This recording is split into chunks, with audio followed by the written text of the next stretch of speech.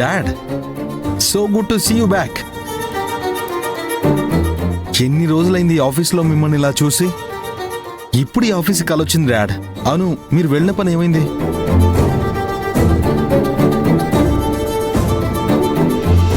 దాని గురించి మాట్లాడడానికే నిన్ను పిలిచాను. ప్రాజెక్టు శాంక్షన్ అయింది. దానికి సంబంధించిందంతా నువ్వే చూసుకోవాలి. కానీ ఈ ప్రాజెక్ట్ ఇక్కడ కాదు, దుబాయ్లో చేయాలి. నువ్వు ఉన్నావన్న ధైర్యంతోనే నేను ఒప్పుకున్నాను. నువ్వు చేస్తావు కదా? Thank you dad. మీరు నన్ను నమ్మి ఇంత పెద్ద ప్రాజెక్ట్ ఇచ్చినందుకు చాలా చాలా హ్యాపీగా ఉంది. ఈ ప్రాజెక్ట్ ఎలా సక్సెస్ చేస్తానో మీరే చూడండి. ఇప్పుడే వెళ్ళి విజ్జితో కలిసి ప్రెజెంటేషన్ ప్రిపేర్ చేస్తాను డాడ్. ఆగు, విజ్జితోనా? వద్దు, ఈసారి లక్ష్మితో తీసుకో. ప్రజెంటేషన్ సక్సెస్ కావడానికి లక్ష్మే కారణం. అందుకే లక్ష్మి హెల్ప్ తీసుకో.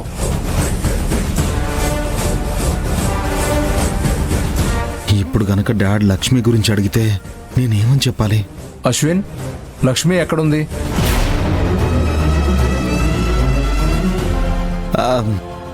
అయ్యో నాన్న, లక్ష్మి ఎందుకులే. నువ్వు పిలిచినా కూడా లక్ష్మి రాదు.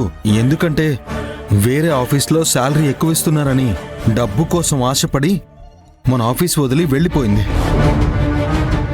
నేను చాలా రిక్వెస్ట్ చేశాను డాడీ, కానీ లక్ష్మి రాలేదు. ఒక ఎంప్లాయీ గురించి మీకెందుకు చెప్పాలని నేనే సైలెంట్గా ఉన్నాను డాడ్. ఓ అవునా?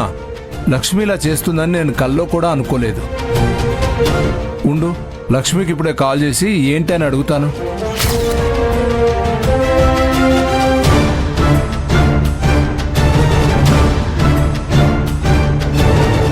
అయ్యో డాడ్, మన కంపెనీని కాదనుకుని వెళ్ళిన వాళ్ళని ఫోన్లు చేసి మరీ రమ్మనడం ఏంటి? అలా చేస్తే వాళ్ళు మరింత రెచ్చిపోతారు. అవునరా, నీలాంటి టాలెంట్ కొడుకు ఉన్నప్పుడే వేరే వాళ్ళని అడగాల్సిన అవసరం ఉండదు. సరేరా, నేను కాల్ చేయను. లక్ష్మి లేకపోతే ఏంటి, నువ్వు ఉన్నావు కదా. అర్జెంటుగా ఒక రా మెటీరియల్ వర్కింగ్ చేయించు. తక్కువ డబ్బుల్లోనే ఏదైనా ప్లాన్ ఉంటే చెప్పు. మంచి ఐడియా కావాలి అశ్విన్. ఆ ఐడియాతో మన కంపెనీ భవిష్యత్తే మారిపోవాలి.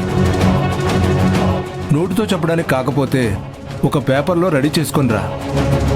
నువ్వు ఎంత క్లియర్గా రాసుకొని వస్తే మన డిస్కషన్ కూడా అంత ఈజీ అవుతుంది. ఓకే డాడ్, ఆ లక్ష్మి కంటే బెస్ట్ ఐడియా నేను చెప్తాను. ఈరోజు డిస్కషన్ అయిపోయేలాగా ప్లాన్ చేస్తాను.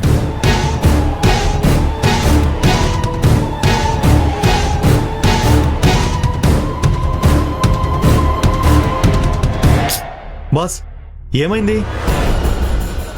ఎందుకో టెన్షన్గా ఉన్నట్టున్నారు. ఏం లేదు. నీకు పీపీటీ ప్రజెంట్ చేయడానికి వస్తుందా? బాస్, నేను డిజైనర్ని కాదు, డ్రైవర్ని. ఏదో మీ దయ వల్ల ఇక్కడ బతుకుతున్నాను, కానీ నాకు ఇలాంటి పీపీటీలు ఓటీటీలు రావు బాస్. బాస్, మీకు ఇవన్నీ తెలీదా? మీరు ఫారెన్లో చదివొచ్చారు, ఇంటెలిజెంట్ అని బాస్ చెప్తూ ఉండేవారు. తెలివిగా ఆలోచించి ఆ లక్ష్మిని జాబు నుంచి రిజైన్ చేయించారు కదా. ఈ మాత్రం వర్క్ చూసుకోలేరా? అంటే నేను ఆ ఉద్దేశంతో చెప్పట్లేదు బాస్. ఇన్నాళ్ళు మీరు ఫారెన్లో ఉన్నారు, అక్కడే మీరు ఇలాంటివి నేర్చుకోలేదంటే ఇవి మీలాంటి గొప్పవాళ్ళు చేయాల్సిన పని కాదు, ఆ లక్ష్మి లాంటి వాళ్ళు చేయాల్సిన పని అంటున్నాను. ఇప్పుడు ఒక పని చేద్దాం బాస్. ఆ విజ్జి ఉంది కదా, ఆ విజ్జితో చేపిద్దాం. నేను అదే ఆలోచిస్తున్నా. నీదెంతవరకు వచ్చింది? ఇదిగో అటు ఇటు తిరుగుతూ టైంపాస్ చేయడం కాదు, ఒక మంచి పీపీటీ ఐడియా ఉంటే చెప్పు. నేను అసిస్టెంట్ సూపర్వైజర్గా పనిచేస్తున్నాను. ఇదంతా మేనేజర్ చేసే పని. నేనేం పని చేయాలో ఆ పని మాత్రమే చేయగలను. వేరే వాళ్ళ విషయాల్లో వేలు పెట్టడం నాకు రాదు సార్. ఈ కంపెనీ మంచిగా ఉండాలని కోరుకునే వాళ్లకు గిఫ్ట్ ఇస్తామనేసి మోసం చేసింది నేను నా కళ్ళారా చూశాను. సూపర్వైజర్ అసిస్టెంట్గా ఏదైనా పని ఉంటే చెప్పండి, నేను చేస్తాను. ఇది నా ఆఫీస్. ఈ ఆఫీస్లో నేను బాస్ని. నేను చెప్పిందే నువ్వు చేయాలి. అదని ఇదని చెప్పి నాకే కౌంటర్లు ఇస్తే నేను సహించను. నేను అడిగిన వర్క్ నీకు వస్తుందంటే వస్తుందని చెప్పు, లేదంటే లేదని చెప్పు. నాకు ఆ పని రాదు. మనతో పవర్ ఉంటే సరిపోదు సార్, ఆ పవర్ని ఎలా ఉపయోగించుకోవాలో ఆ తెలివి కూడా ఉండాలి. నాకేం కావాలో నాకు బాగా తెలుసు. నీ దగ్గర వేస్ట్ చేసేంత టైం నా దగ్గర లేదు.